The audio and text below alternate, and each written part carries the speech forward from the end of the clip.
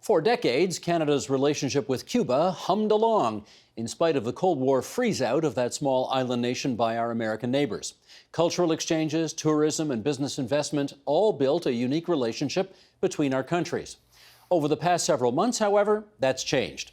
Joining us now in our nation's capital to explain, Laura Macdonald, professor in the Department of Political Science and the Institute of Political Economy at Carleton University. And Professor Macdonald, we're delighted to welcome you to TVO tonight. How are you doing?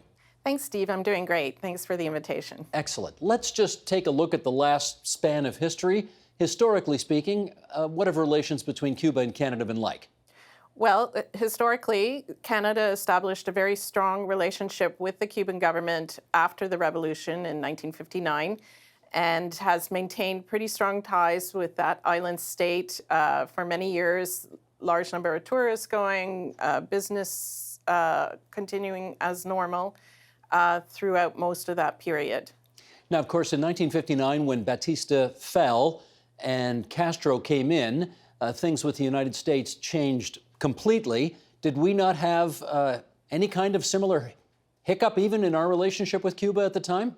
No, not really. I mean, there was some division with the Canadian government at the time, but essentially we decided to maintain a normal foreign policy relationship with Cuba, respecting the sovereignty of the Cuban people. And this became sort of a signal of Canada's independence from U.S. foreign policy, and it was used for many years by Canadian governments to show how we weren't going to bow to U.S. pressure on this very sensitive issue, despite all their concern about the nature of the Castro regime. So that did begin to change a bit when Stephen Harper came to power, a conservative prime minister, much more critical, I'd say, about the Cuban regime, more concerned about human rights issues. And so there was a substantial chill in the relationship when Harper was in power. But in 2017, something changed. Something happened. What happened? Late 2016, early 2017, there started to be a series of unexplained events happening in both the U.S. and Canadian embassies, where staff in the embassies were suffering severe health effects, claiming to hear sounds that they thought were causing these health effects, similar to concussion symptoms, and it started in the U.S. Embassy, but it seemed to spread to the Canadian Embassy in Havana. And the staff there naturally were extremely concerned about this and were raising concerns about it in both the U.S. and the Canadian Embassy were raising concerns about actually being in those locations. And so eventually, the Canadian government, like the U.S. government, decided to cut down on the number of staff posted to the Havana embassies. Now, the American government, of course, blamed the Cubans, said that they were being attacked in these sonic attacks, even though there wasn't really any sound evidence about what was causing these symptoms, where were the sounds coming from, and so forth. There was no real scientific evidence available to show that there had been any attacks, but the U.S. blamed the Cubans, whereas the Canadians cut back on the staff, but were more cautious in saying that it was really the Cubans responsible for this. But the effect was pretty much the same, that they would cut back on the number of staff people, which held up business being conducted with Cuba. And then more recently, first they were sued. The Canadian government was sued by the former staff people in the embassy who felt the Canadian government hadn't responded well enough. And more recently, the Canadian government has decided to close the Immigration, Refugee, and Citizenship Canada office in Cuba, which is a pretty dramatic step, given that they have not said that Cuba is responsible for these effects. It is a very bizarre story, and I guess the best theory at the moment is that there's some kind of sonic wave attacks on the two embassies which caused this. But if that's, you tell us there's not much, there's no certifiable evidence for that. If that's not what's happening, what are the other theories that might explain what's gone on? Well, I've seen an article recently that argued that it could be some kind of psychosomatic effect, a sort of contagion idea that people hear about it and they start having these symptoms, which is not to say that these are not real symptoms and that people aren't actually suffering. I'm sure they are, and I feel very sympathetic about it. But it's been argued that really there's no clear technology that could be used that would cause those exact effects. Scientifically, there's no evidence. There's evidence that they are suffering, but not what's causing it.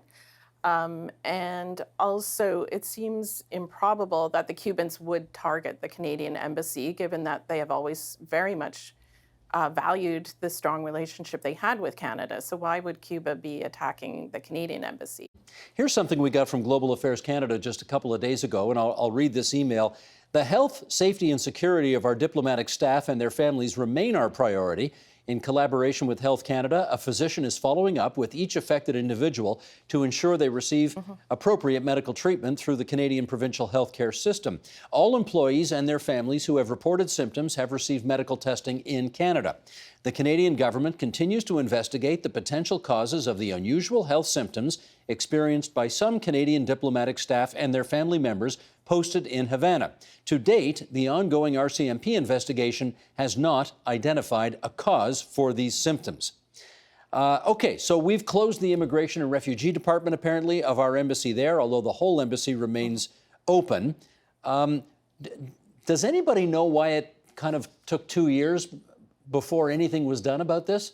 No, because I think the symptoms were so bizarre, unexpected. There was no credible evidence. So, I can understand that Global Affairs would want to respond and try to protect their employees' health, but, without actually closing the embassy, it's hard to see how you would actually respond to that. I haven't heard that the problems are ongoing, so perhaps we've got past this phase. But it's just inexplicable what really happened there. And it's hard to say what a good response would look like. But I feel like closing the Immigration and Refugee Office was a step too far. And not really justified based on what we know about what's going on. The government of Canada... People have health problems. There are hardship posts elsewhere in the world, but we don't take such dramatic steps. The government of Canada has certainly been adamant about being able to sign the U.S.-Mexico-Canada trade agreement. And do you think, put your skeptical geopolitical hat on for a second, do you think this was a gimme we gave to the United States in order to help get that done? Well, I think there are a lot of things going on right now in the hemisphere, and it's possible that this situation is kind of caught up in that general environment. So yes, on the one hand, the very top foreign policy priority, understandably, for the Canadian government has been moving ahead with USMCA, or as we like to call it, CUSMA. And I suspect that the Canadian government does not want to come out with steps that would openly anger the Trump administration on areas that it's not all that concerned about. So that could be part of it. And then we have the ongoing situation in Venezuela. The Americans have also been, as you know, very hostile towards the Venezuelan government and have claimed that the Cuban government is really responsible for what's going on in Venezuela. They say that Maduro is just a puppet of the Cuban government. And so they're escalating the tensions in the hemisphere around Cuba and associating this with Venezuela in a discourse that's very similar to the Cold War period, where the U.S. was trying to isolate Cuba and claiming that it was being controlled by the Soviet Union, as it was. But in this case, I don't think that it's fair to say that the Cubans are just controlling the Venezuelan government. Maduro can make his own decisions on his own. They may be getting some Cuban support, but that's not the same as saying they're controlling the situation.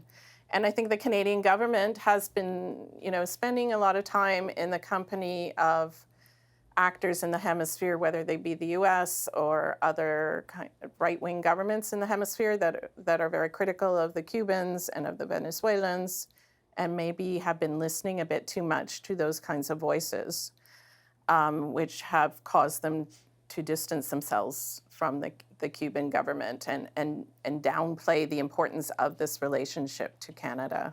Let me read one more thing here from Global Affairs Canada, and then I'll get you to comment on that. Our shared concerns about the extraterritorial effects of the Helms-Burton Act are long-standing and well-known to our U.S. partners. The Government of Canada will continue to defend Canadians and Canadian businesses conducting legitimate trade and investment with Cuba, and is reviewing all options in response to the U.S. decision. Canada and Cuba share a long history of diplomatic relations. Our two countries enjoy a broad and diverse relationship built on a long history of mutually beneficial engagement, important economic and commercial relations, and strong people-to-people ties across a wide range of sectors and interests. We've just got a couple of minutes here, and I want to pick apart some of that there. The Helms-Burton Act of Congress, referred to in that quote. What is that? So this was legislation that was introduced by the U.S. Congress in 1996, designed to isolate the Cuban regime and intensify the pressure on the Cuban regime. And amongst other items, which involved the embargo of Cuba, they also prohibited foreign companies from doing business with the Cuban regime. So Canadian companies who invest in Cuba could be sued under this Title III of this legislation. And as Minister Freeland refers to in her statement, the Canadian government strongly opposed that measure. It was viewed as involving extraterritorial jurisdiction by the U.S. government. They had no right to interfere in our business with Cuba. And so in recent years, the U.S. kind of moved away from that approach. Under Obama, that was sort of suspended. But now Trump has resurrected Title III of Helms-Burton and is again threatening to bring action against foreign companies that do business with Cuba, which is, of course, of great concern to Canadian businesses who've been operating there for many years and profiting from that relationship. So we are still walking a fairly fine line, it would seem, between Cuba and the U.S., trying to find that sweet spot that makes them both happy. Is that fair to say? Exactly, and not wanting to get Trump too angry with us because he's so unpredictable. You never know how he will react to anything. So the Canadian government is kind of stuck trying to maintain a normal relationship with Cuba, which, as Freeland recognizes, is a really important relationship, while not angering the U.S. government excessively. It's a tough situation, and it shows all the pressure Canada has been under, given the current government in the United States. And we thank you, Professor Macdonald, for coming on to TVO tonight and helping us understand it better. Thanks so much. Thanks very much. The Agenda with Steve Paikin is brought to you by the Chartered Professional Accountants of Ontario. CPA Ontario is a regulator, an educator, a thought leader, and an advocate. We protect the public. We advance our profession. We guide our CPAs. We are CPA Ontario. And by viewers like you. Thank you.